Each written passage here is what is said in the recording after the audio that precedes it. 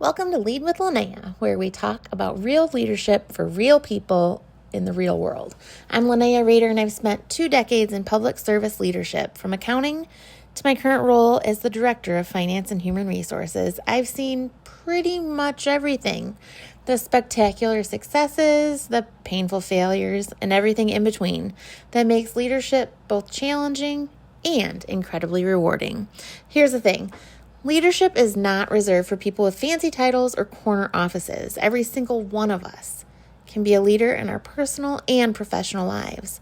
Whether you're managing a team of 50 or just trying to figure out how to navigate office politics, whether you're a frontline worker or sitting around a boardroom table, leadership skills matter.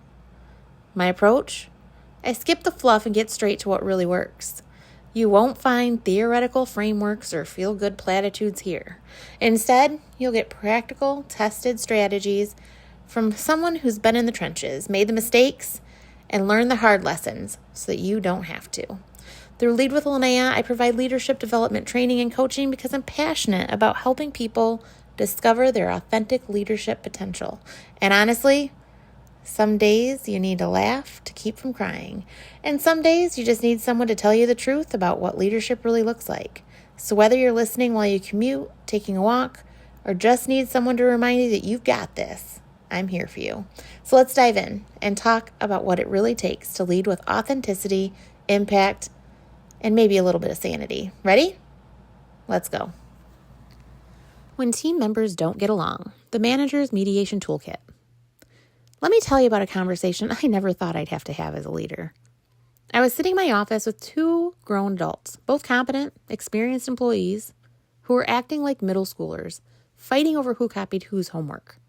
The tension was so thick you could cut it with a knife. They wouldn't make eye contact. They were interrupting each other. And I was sitting there thinking, I did not get a degree and work my way up through the ranks to referee playground disputes between people who have mortgages and retirement accounts. But here we were. Welcome to one of the most awkward, uncomfortable, and unfortunately common challenges you'll face as a manager. What do you do when team members just don't like each other? The history you don't want to know.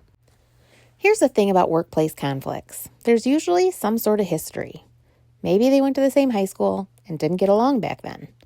Maybe one of them got a promotion the other one wanted. Maybe their kids played on the same sports team and there was drama. Maybe they're neighbors and one of them has a dog that won't stop barking. Maybe they just have personalities that clash like plaid and stripes. What is it?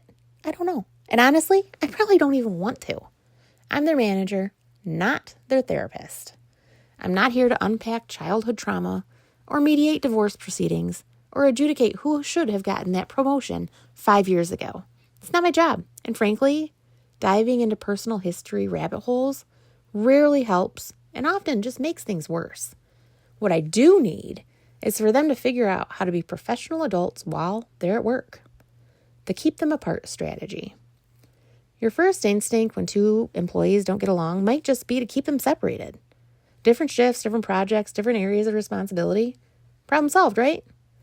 Sometimes this works. Sometimes you have the flexibility to arrange schedules and assignments in a way that minimizes their interaction. If the conflict isn't affecting their work and keeping them apart is feasible, great. Take the easy win. But let's be real. Sometimes it doesn't work. Sometimes your team is small enough that everyone has to work together.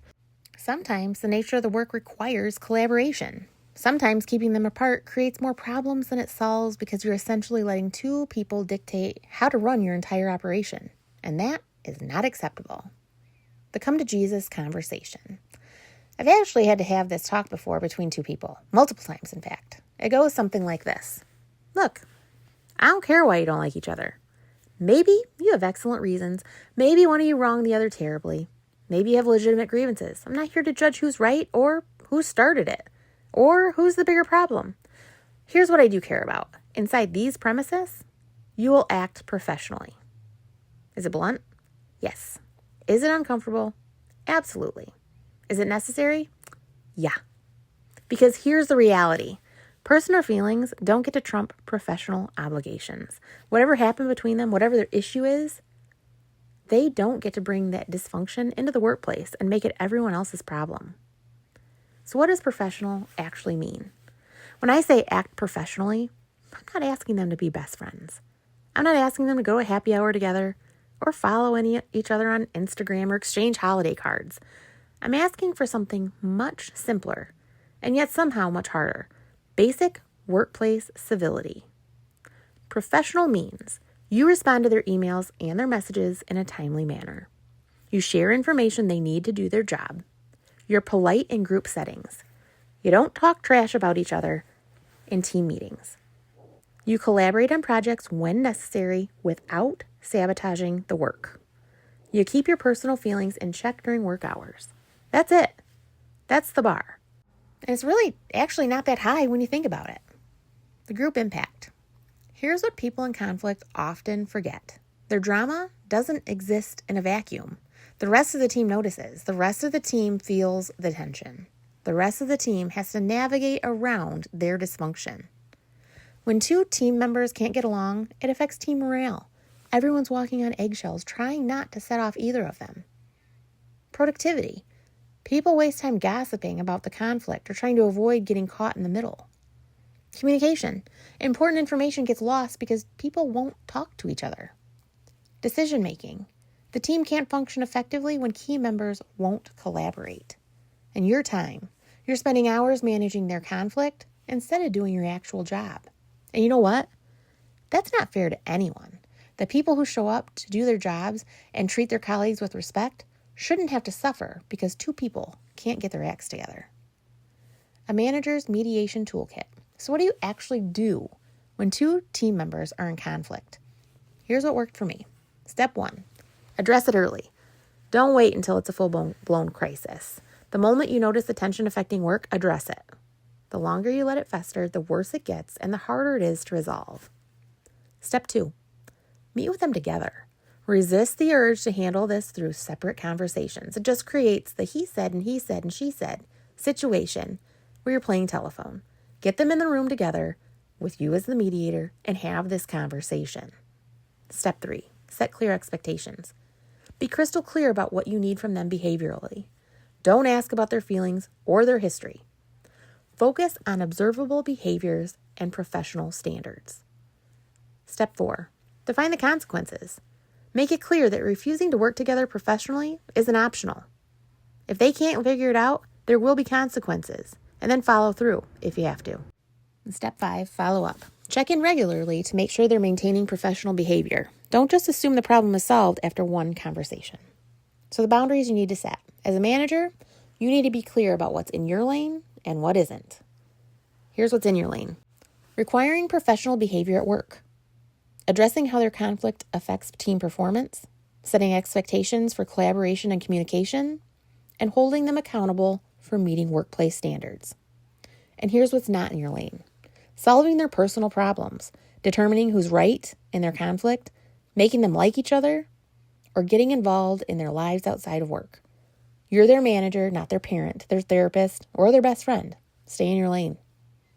When it's not working. Sometimes, despite your best effort, two people just cannot work together professionally. They've tried, you've tried, and it's still affecting the team. At that point, you have to make some hard decisions. Maybe one of them needs to transfer to a different department. Maybe one of them needs to find opportunities elsewhere. Maybe you need to document the ongoing performance issues and start a progressive discipline process. This isn't failure. It's recognizing that sometimes the best solution is separation. Not everyone can work together effectively. That's okay. But they don't get to hold your team hostage while they figure it out.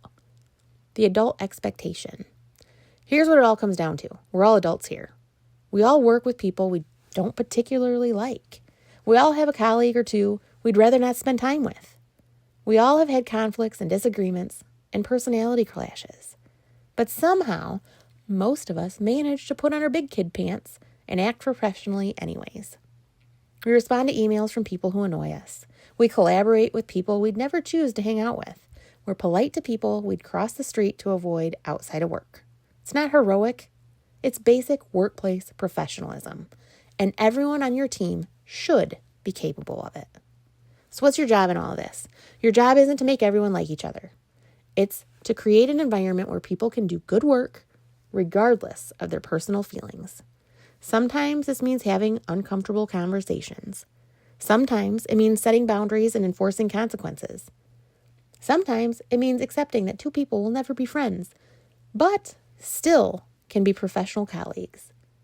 And sometimes it means remembering that managing people is weird and awkward, and you're going to have conversations you never imagined having, like sitting across from two grown adults and essentially saying, I don't care about your feelings, just do your job.